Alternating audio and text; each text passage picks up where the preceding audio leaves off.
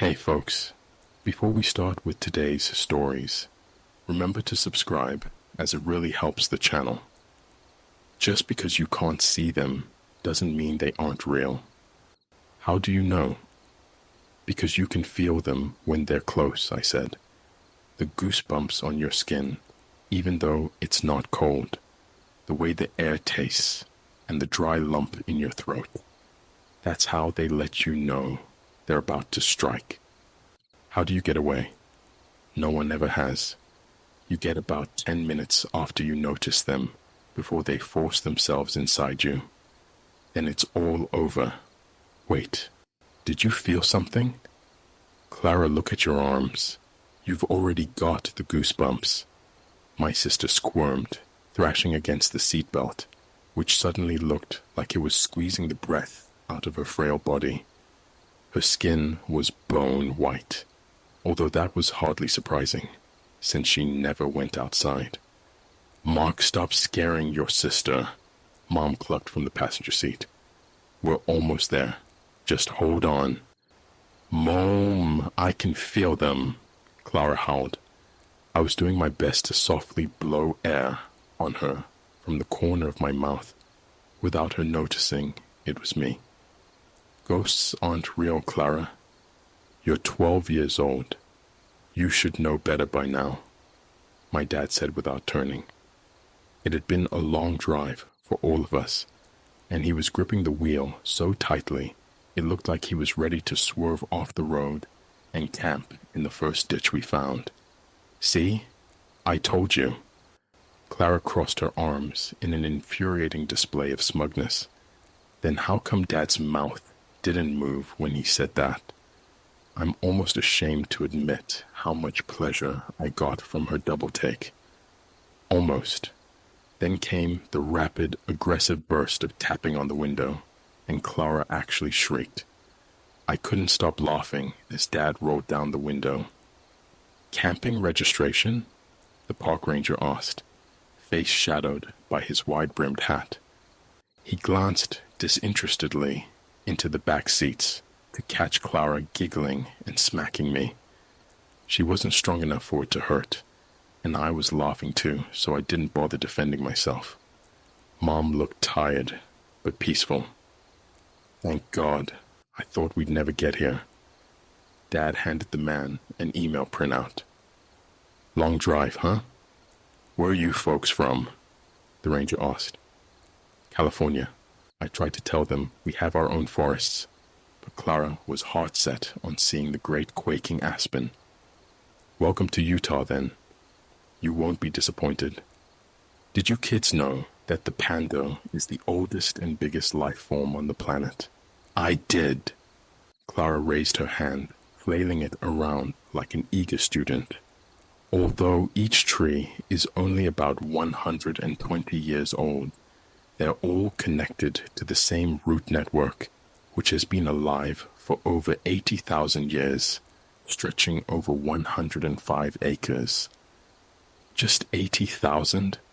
The park ranger smirked. I've heard it's more like 1,000,000. We're not sure exactly, but there's a good chance the panda was alive before the first human being walked the earth. Pretty incredible, huh? Yep. I wish I could live that long.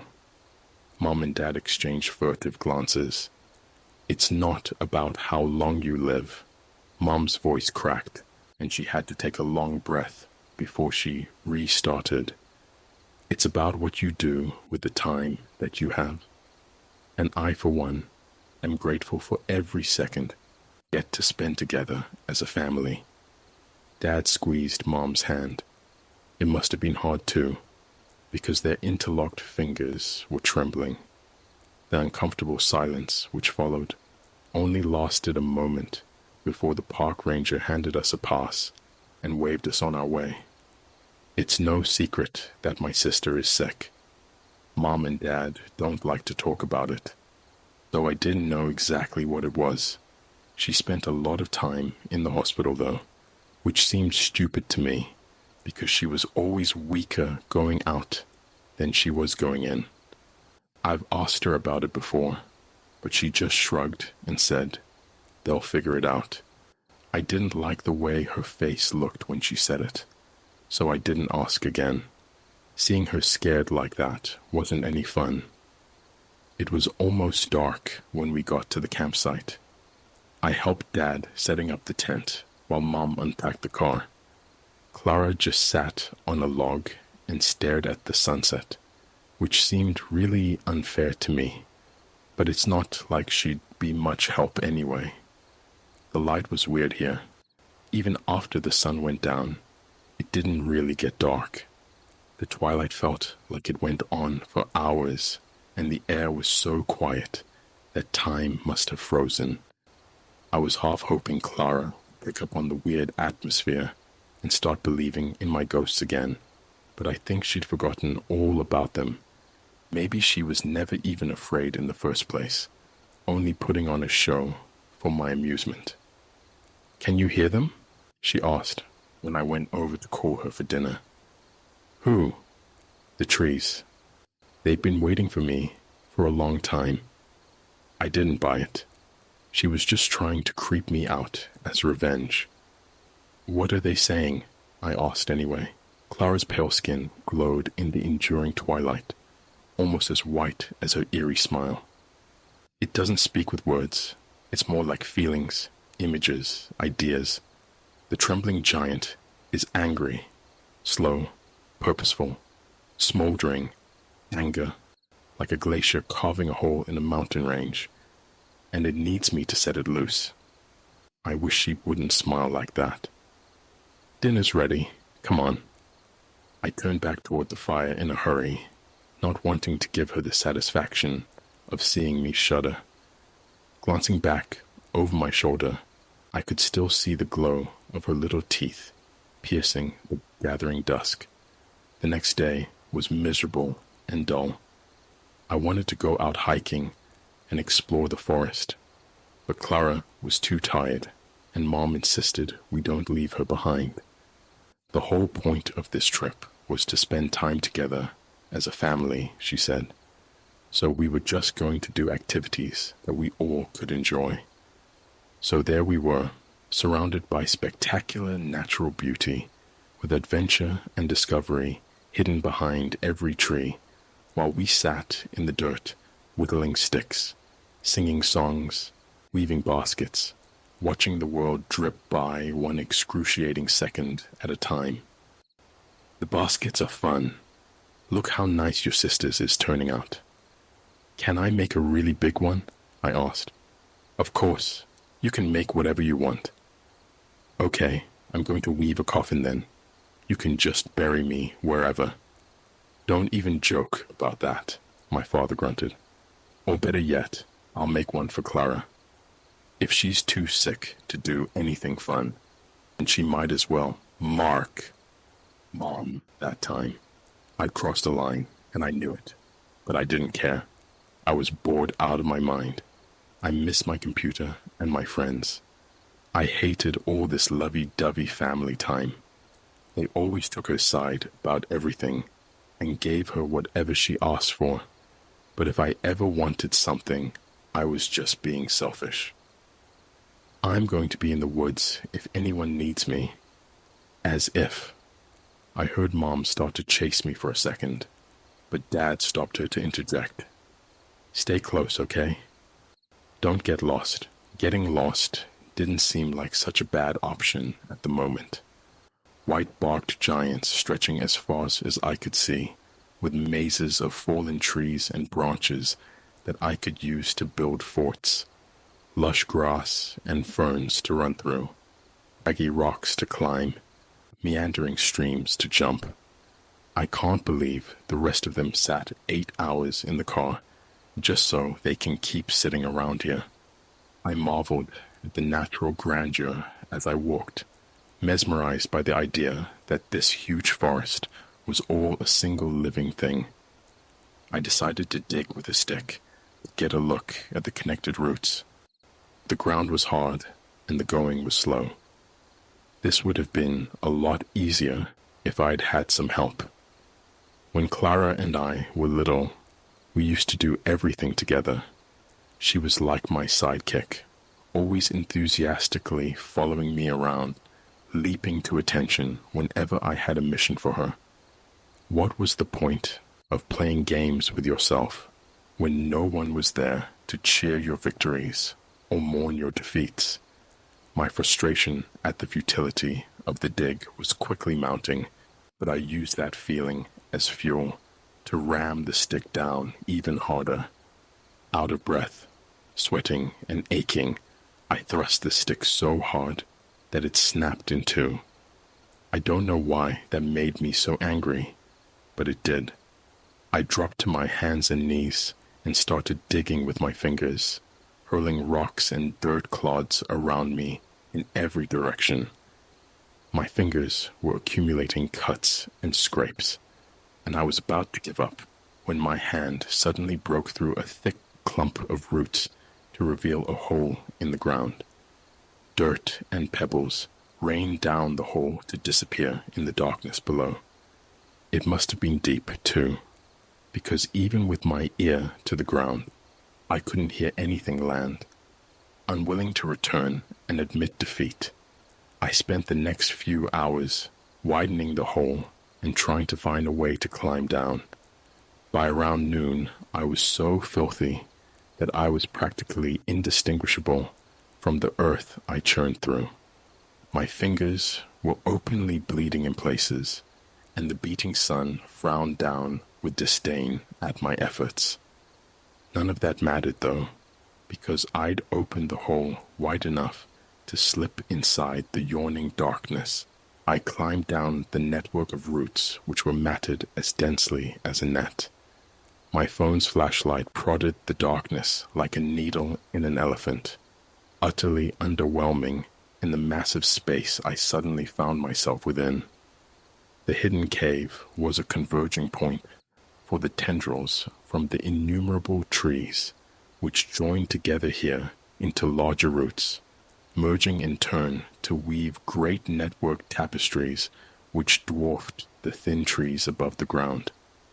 I continued climbing downward along the widening roots, tempted to hide down here all day and freak out my family. Below the cave, my route terminated in a small circular space, not much larger than my own body. It felt like being on the inside of an egg, completely encapsulated by the roots, which were matted so densely now that they formed an impenetrable wall of wood. It was so quiet down here that I could hear my heart throbbing in my ears, my labored breathing a hurricane which fractured the stillness. "Can you hear them?" my sister had asked last night, wide-eyed and serious, up above under the wide open sky, with my family eating dinner. That question was child's play, but here in this hidden kingdom under the earth, I placed my hand on a massive column and felt what she was talking about. This could have been growing before humans existed. It could have been touched by forgotten gods or winged aliens who walked the earth before history began.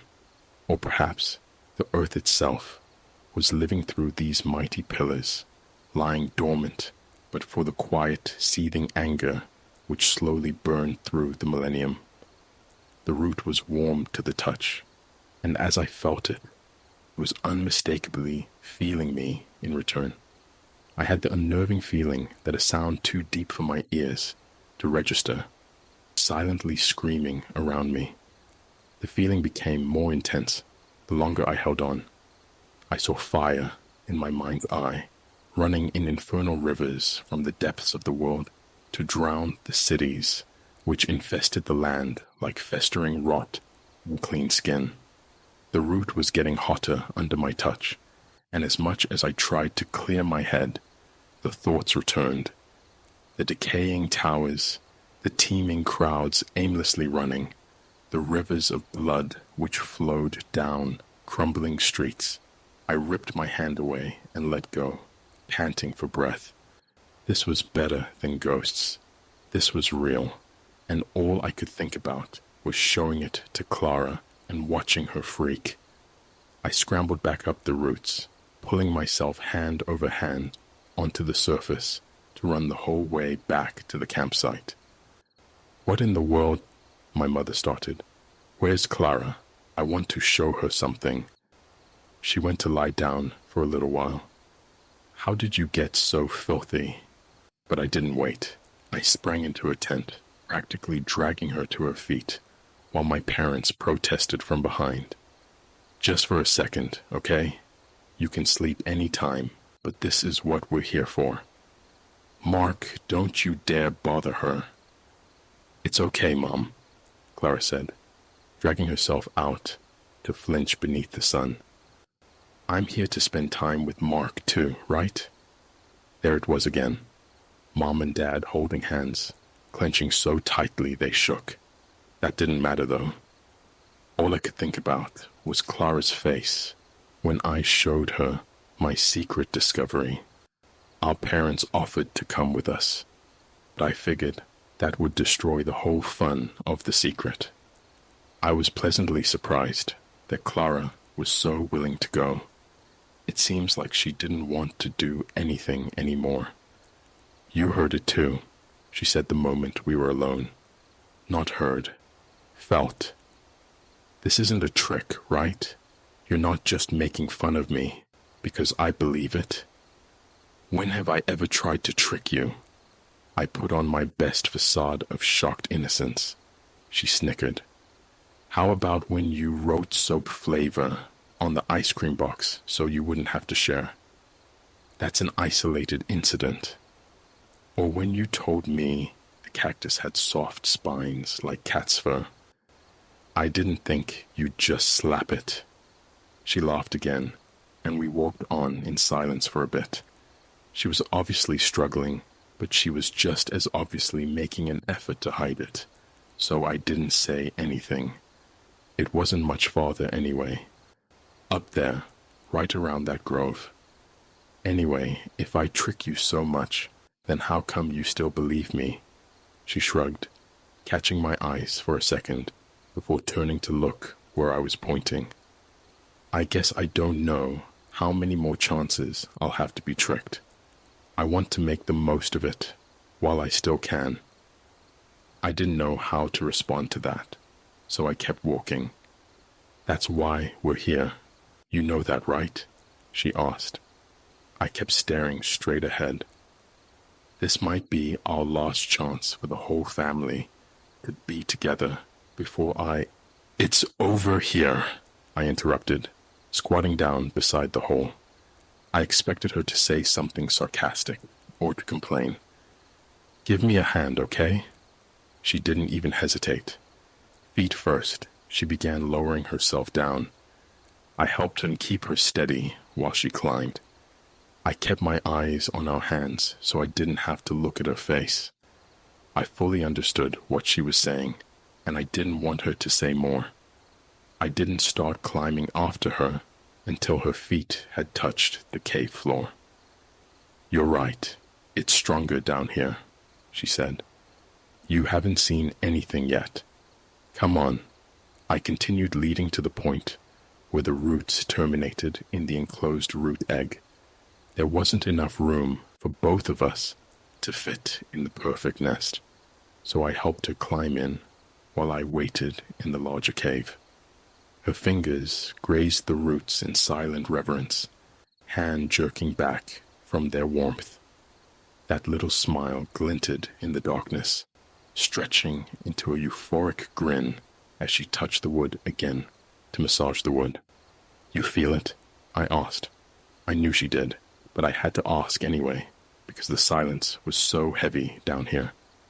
She simply smiled and closed her eyes. The sound of my rushing blood filled my ears again. I had to keep talking. "What made you think it was calling for you?" She wasn't the one who answered, though. It was that scream again, too deep to hear, but I felt the echo in every vibrating root. It came from everywhere, all the mighty forest bellowing in silence, all the unknown depths of the roots, all resonating with a single persistent throb. Even outside of the egg, I could start to feel the colossal intent seep into my mind. incessant, irrepressible thoughts, so vivid I might as well be seeing them with my eyes. Imagery of burning rivers bubbling up from the earth to exhaust themselves in the open air, leaving behind an abyss so deep that it must pierce through the core of the planet. Clara, what's going on? What do you see? Even shining my light in my face, I could barely see it. All was fire and the bellowing howl, mounting in pitch just enough for me to actually hear the low rumble like an earthquake. Clara, you have to get out of there. Something is going to happen. I know. I'm making it happen. The voice sounded so small and distant next to the enveloping presence. We both need each other.